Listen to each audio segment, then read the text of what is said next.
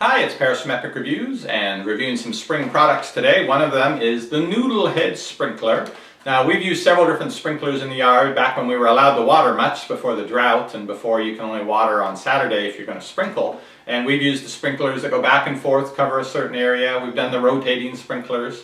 Some people I know have the sprinkler systems in their yard with the little thing to catch it and spray it in just a certain direction. Well, this is trying to get the best of all those worlds together, I think. Let me zoom in and show you what it is. It's a sprinkler that you adjust yourself. You take these little tubes on the top that are flexible and you can direct them in whatever direction you want. Wherever you point them, that's where the water is going to go. So you can, I don't know how useful it will be for just watering a lawn. It looks like there's 4, 8, there's 12.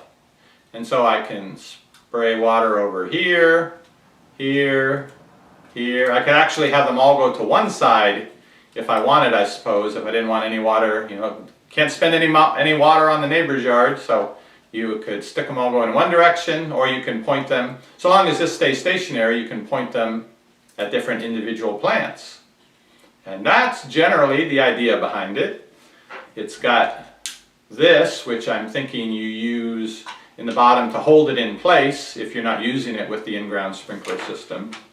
Now, I was reading through the instructions, which they do give you some ideas on how to use this, and they do suggest using it for a lawn. The idea is there may be an area you don't want to water. A lot of people are xeriscaping their lawns now, so you may have a section with a rock and some bark. And the idea of having that is you're going to save on your watering bill because you don't need to water the rock. It's not going to grow any bigger. So if you have grass around here and the rock is here, so you angle these so that it avoids the bark and the rock and all your water actually gets to where it needs to go, which is onto the lawn. So that may actually work. Anyhow, I'm about to try this out. I just wanted to mention I have a link down below in the description. If you want to check it out online, go ahead and click on that. Otherwise, let's take it outside and see if it really works. Okay, I'm going to try out this Noodlehead sprinkler to water my garden. I've got some traditionally planted garden, and I've got the rollout as seen on TV gardens, flower and vegetable style. Now the thing with this, I tried this with the pocket hoses and had some unintended results. I'll show you a quick video clip of that here. Uh-oh. Well, there's an unanticipated downside of that. Once you turn the water off, the pressure's gone. It pulls the sprinkler and the entire hose back over about 15 feet from where you had it. I don't have an exact pattern in mind here. I think I'm going to pretty much stick it in the middle, so I'm going to angle these just every which way, and then we'll see how it does in watering. Good enough. Well, pretty good for a first try. I think it's going to get the garden just right. See, I've got it longer rectangularly, so... Well, the sprinkler's been running for about 10 minutes now, I would say.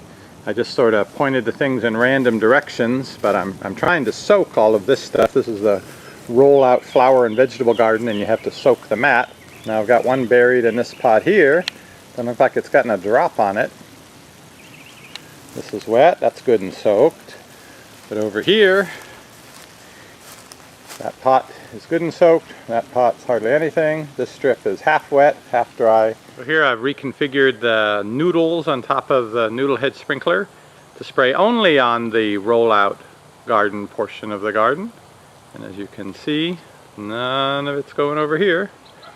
So it's definitely directional, getting just half of it. Here I've divided it to, I tried to get it to go into basically two main places. One was over here.